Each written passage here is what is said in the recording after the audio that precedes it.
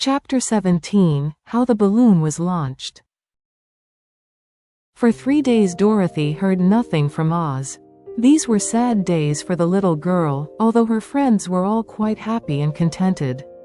The Scarecrow told them there were wonderful thoughts in his head, but he would not say what they were because he knew no one could understand them but himself. When the Tin Woodman walked about he felt his heart rattling around in his breast, and he told Dorothy he had discovered it to be a kinder and more tender heart than the one he had owned when he was made of flesh. The Lion declared he was afraid of nothing on earth, and would gladly face an army or a dozen of the fierce Kalidas. Thus each of the little party was satisfied except Dorothy, who longed more than ever to get back to Kansas. On the 4th day, to her great joy, Oz sent for her, and when she entered the throne room he greeted her pleasantly. "Sit down, my dear. I think I have found the way to get you out of this country." "And back to Kansas?" she asked eagerly. "Well, I'm not sure about Kansas," said Oz, "for I haven't the faintest notion which way it lies. But the first thing to do is to cross the desert, and then it should be easy to find your way home." "How can I cross the desert?" she inquired. "Well, I'll tell you what I think," said the little man. "You see, when I came to this country it was in a balloon. You also came through the air, being carried by a cyclone. So I believe the best way to get across the desert will be through the air. Now, it is quite beyond my powers to make a cyclone, but I've been thinking the matter over, and I believe I can make a balloon." "How?" asked Dorothy. "A balloon," said Oz, "is made of silk, which is coated with glue to keep the gas in it. I have plenty of silk in the palace, so it will be no trouble to make the balloon. But in all this country there is no gas to fill the balloon with, to make it float." "If it won't float," remarked Dorothy, "it will be of no use to us." "True," answered Oz. "But there is another way to make it float, which is to fill it with hot air. Hot air isn't as good as gas, for if the air should get cold the balloon would come down in the desert, and we should be lost." "We?" exclaimed the girl. "Are you going with me?"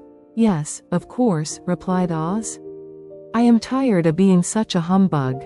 If I should go out of this palace my people would soon discover I am not a wizard, and then they would be vexed with me for having deceived them. So I have to stay shut up in these rooms all day, and it gets tiresome. I'd much rather go back to Kansas with you and be in a circus again." "I shall be glad to have your company," said Dorothy. "Thank you," he answered. "Now, if you will help me sew the silk together, we will begin to work on our balloon." So Dorothy took a needle and thread, and as fast as Oz cut the strips of silk into proper shape the girl sewed them neatly together. First there was a strip of light green silk, then a strip of dark green and then a strip of emerald green. For Oz had a fancy to make the balloon in different shades of the color about them. It took 3 days to sew all the strips together, but when it was finished they had a big bag of green silk more than 20 feet long. Then Oz painted it on the inside with a coat of thin glue, to make it airtight, after which he announced that the balloon was ready. "But we must have a basket to ride in," he said. So he sent the soldier with the green whiskers for a big clothes basket, which he fastened with many ropes to the bottom of the balloon. When it was all ready, Oz sent word to his people that he was going to make a visit to a great brother wizard who lived in the clouds. The news spread rapidly throughout the city and everyone came to see the wonderful sight. Oz ordered the balloon carried out in front of the palace, and the people gazed upon it with much curiosity. The Tin Woodman had chopped a big pile of wood, and now he made a fire of it, and Oz held the bottom of the balloon over the fire so that the hot air that arose from it would be caught in the silken bag. Gradually the balloon swelled out and rose into the air, until finally the basket just touched the ground. Then Oz got into the basket and said to all the people in a loud voice, "I am now going away to make a visit. While I am gone the Scarecrow will rule over you. I command you to obey him as you would me." The balloon was by this time tugging hard at the rope that held it to the ground, for the air within it was hot, and this made it so much lighter in weight than the air without that it pulled hard to rise into the sky. "Come, Dorothy," cried the wizard. "Hurry up, or the balloon will fly away." "I can't find Toto anywhere," replied Dorothy, who did not wish to leave her little dog behind. Toto had run into the crowd to bark at a kitten, and Dorothy at last found him. She picked him up and ran towards the balloon. She was within a few steps of it, and Oz was holding out his hands to help her into the basket, when, crack, went the ropes, and the balloon rose into the air without her. "Come back," she screamed.